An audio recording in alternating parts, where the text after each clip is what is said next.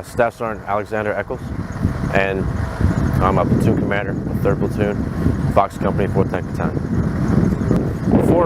Before leaving the Marine Corps, I was actually in the Marine Corps itself for about 13 years, and then I decided to, for family reasons, transition into the private sector and then seek life into the reserves as well.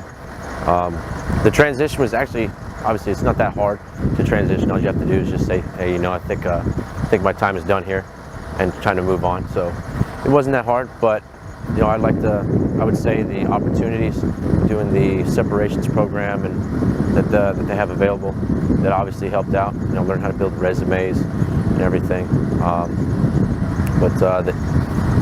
Transitioning itself into the reserves, was fairly easy. I talked to a prior service recruiter. That was pretty much my main step. Even before I got out, I told him the plans that I would like to do. And he kind of gave me options between what my MOS is, where I could go, and what I could do, different duty stations, and kind of worked around me of where I would like to go as well. Right now, I hold a couple jobs. I work overnights at one of the main fitness centers on Camp Lejeune. I do that mainly because it works around my schedule, because I do go to school. I take classes to help progress towards a degree in physical therapy. I also take a class to become a personal trainer. So between having a full-time job and those two classes, and then obviously being in the reserves itself, the overall immediate transition from active duty to the reserves, it was very simple. I guess like maybe any reserve unit, you have a prior service Marine coming into a reserve unit, they're going to want to sit down, talk to the Marine, kind of look at their goals. Again, looking at, hey, do you work? Are you in school? Making sure that the reserves itself is a good fit for that person, not just, hey, they want to come join the reserves and then they find out they might not have time to, it might not fit their schedule, it might not fit their schooling. So it kind of looking at sitting down with those individuals and figuring out. And once we figured out where I would like to go, I did a phone interview with the I&I staff, and then I let them know when I was going to come in. And then I did an actual face-to-face with the I&I staff, and then again with the actual Marine unit here. The main factors I considered was that I loved the Marine Corps. All right, so I know it's kind of cliche, but I actually do. Or else I wouldn't have spent 13 years active duty. Like I said, it was family reasons I got out, and it was a pretty good choice at the time to mainly support my family for it. So the overall transition into it and the factors of choosing the reserves, like I said, for family, I wanted to stay in still, but I wasn't able to. Going into the reserves, actually I forgot the question, the whole question. So the thing is the camaraderie.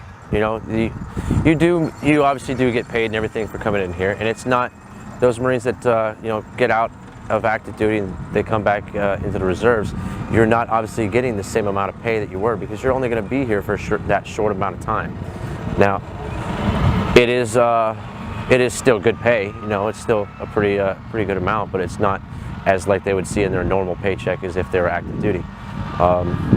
So you mainly do it because you like it. You do it because you like it. You do it because you love it, and you do it because of the mainly the guy on your left and your right. I've only been here about 6 months, and like day one, going into any other unit, you get day one already made friends and everything. People like it. You got to meet the peers and already got a good gauge of the way everybody is. All right, and they're a pretty solid team. They work together, easily work together, and help each other out. So like I said, it's mainly for the camaraderie.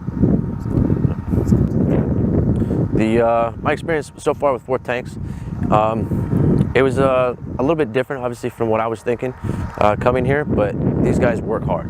All right, we get here on a Friday morning. We muster, we meet everybody, we get in our accountability, and from that time until we leave Sunday afternoon, people are always doing something. We already have a plan set up, so there's not really there's downtime, where platoons can get together and they can discuss either tactics or financial things, or, actually just sit down and see how everybody's doing, whether it be personal issues or something like that.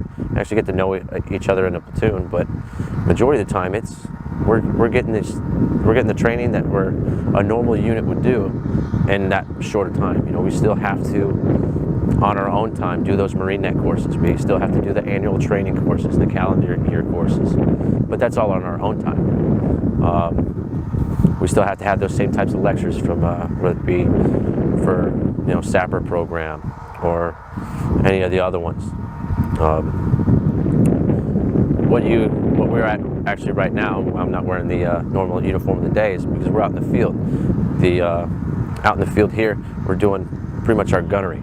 All right, and that's the culmination of months of work that a normal unit could probably knock out all that training in only a couple weeks, maybe 1 month. All right, I mean, if they work hard at it, they'll be able to knock it out in 1 month. But for a tank company to, you know, only come in for a couple days out of the month and knock it out in 3 months, all the training that's required of them, to come out here for 2 weeks just to shoot the gunnery, which is about the same thing as it's a rifle range, but you shoot it on a tank to qualify for it to become a combat effective crew, then, you know, it's pretty amazing. And you know the dedication, the workload that they put into it, and how they actually see.